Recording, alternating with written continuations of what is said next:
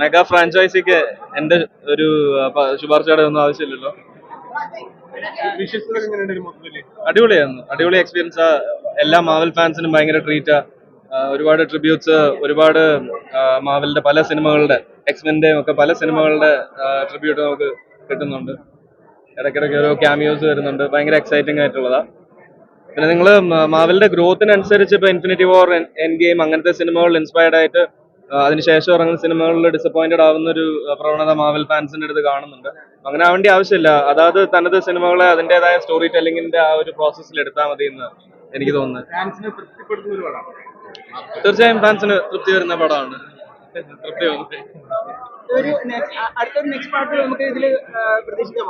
ഏതാ next part നമുക്ക് പ്രതീക്ഷിക്കില്ല. ഇല്ല, ഇതൊന്നും ഞാൻ പറയേണ്ടതല്ലോ. നമ്മുടെ ഇൻഡസ്ട്രി പോലും അല്ലല്ലോ. ആസ് എ ഫാൻ, സ്പിൻ ഓഫ്സിനും ഒരുപാട് ഇനിയും അൺഎക്സ്പ്ലോർഡ് ആയിട്ടുള്ള, അണ്ടർ യൂട്ടിലൈസ്ഡ് ആയിട്ടുള്ള ക്യാരക്ടേഴ്സ് ഇതില് ബ്ലേഡ് ഇൻട്രൊഡ്യൂസ്ഡ് ആവുന്നുണ്ട് ഇതിനകത്ത്. ഞാൻ എൻ്റെ ഡോഗിനെ വരെ ബ്ലേഡ് എന്നാ ഞാൻ പേരിട്ടിരിക്കുന്നത്. ഞാൻ മാവൽ ഫാൻ. അപ്പോൾ ഫസ്റ്റ് സൂപ്പർ ഹീറോ ആയ ബ്ലേഡിന് ട്രിബ്യൂട്ട് ഈ സിനിമയിലുണ്ട്. അങ്ങനെ ഒരുപാട് ട്രിബ്യൂട്ട്സ്, എലക്ട്ര, അങ്ങനെ ഞാൻ സ്പോയിലേഴ്സ് ആയിരിക്കും പറയുന്നത്. അതുകൊണ്ട് ഞാൻ കൂടുതൽ പറയുന്നില്ല. ഫാൻസ് തിയേറ്ററിൽ വന്ന് എൻജോയ് ചെയ്യുക. അടിപൊളി മൂവി. അതായത് എക്സ്പെൻ ഫാൻ ആയിട്ടുള്ള ഒരാൾക്ക് എന്താ പറയാ, ഒരു എൻ ഗെയിം അല്ലെങ്കിൽ നോവേ ഹോമിന്റെ ആ ഒരു ഫീലാണ് ഈ മൂവി വരുന്നത്. ധാരാളം കേമിയോസും, അതും പ്രീ MCU ഇറ ഫോക്സിന്ന് വന്നേക്കുന്നതുകൊണ്ട് തന്നെ ധാരാളം ഫോക്സ് ക്യാരക്ടേഴ്സ് ഇതിലേക്ക് തിരിച്ചു വരുന്നുണ്ട്. So it's really amazing and you always have the Deadpool vibe. അത് ഉള്ളതുകൊണ്ട് തന്നെ ഇറ്റ്സ് ദ ബെസ്റ്റ്. ഒച്ചെടുത്തിട്ട് തൊണ്ടയൊക്കെ പോയി. എന്താ വിഷ്വൽസ് ഒക്കെ ഒരു രക്ഷയില്ല. വിഷ്വൽസിനെക്കാളും കൂടുതൽ നമുക്ക് എന്താ പറയാ, ഫാൻ സർവീസ് എന്നുള്ള ഇതിലാണ് കൂടുതലായിട്ട് ഇതിൽ വരുന്നത്. വിഷ്വൽസ് നമുക്ക് മാർവലിൽ കിട്ടുന്ന അതേ ഇതുണ്ട്. പക്ഷെ നമ്മളെന്താ കുറച്ച് നാളായിട്ട് മാർവലിന്റെ മിസ് ചെയ്ത ത്രില്ല് നമുക്ക് ഇതിൽ തിരിച്ചു കിട്ടും. അതെ, ഡെഡ്പൂൾ തീർച്ചയായിട്ടും.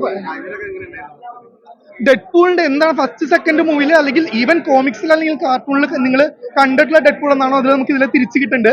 എഗെയിൻ MCUലേക്ക് വരുമ്പോൾ ഇത് എന്താ കുറച്ചുകൂടെ ഒന്ന് ടോൺ ഡൗൺ ചെയ്യുമെന്നൊരു പേടി ഉണ്ടായിരുന്നു. പക്ഷെ ഒരു ടോൺ ഡൗണും ഇല്ല. R-rated ആണ്. ഇറ്റ്സ് ലൈക്ക് എ പ്രോപ്പർ എന്താ അഡൾട്ട് ആയിട്ടുള്ള ആൾക്കാർക്ക് വേണ്ടിയിട്ടുള്ള ഒരു മൂവി തന്നെയാണ്. അടിപൊളിയാണ്.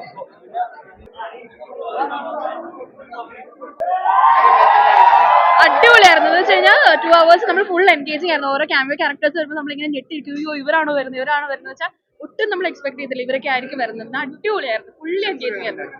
അടിപൊളി എന്ന് വെച്ചാൽ ഓരോ ഷോർട്സ് നമ്മൾ വരുമ്പോൾ ഇങ്ങനെ 3D കൂടെ ആയതുകൊണ്ട് അത്രയും എഫക്റ്റ് ആയിരുന്നു നമുക്ക്.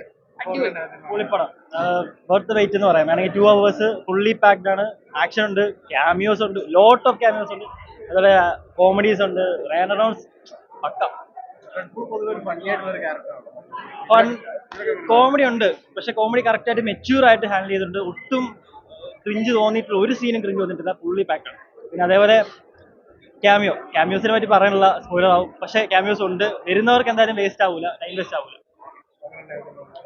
ഒന്നും പറയാനില്ല, മസ്റ്റ് വാച്ച് ആണ്. തിയേറ്റർ എക്സ്പീരിയൻസ് ഇല്ലെങ്കിൽ ഇത് നിങ്ങൾക്ക് മിസ്സായി പോകുന്ന സംഭവമാണ്. ഓഫ് കോഴ്സ് അതും ലാസ്റ്റ് വരുമ്പോഴാണ് അത് നമുക്ക് ഇച്ചിരിയോടെ എൻഗേജിങ് ആവുന്നതെന്ന് വെച്ചാൽ, ഒരു സംഭവം കണ്ടു കഴിഞ്ഞാൽ നിങ്ങൾ അവിടെ എനീറ്റ് ഇരിക്കും, സീറ്റിൽ എനീറ്റ് സംഭവങ്ങൾ കാണണം, തിയേറ്ററിൽ വന്ന് കാണണം.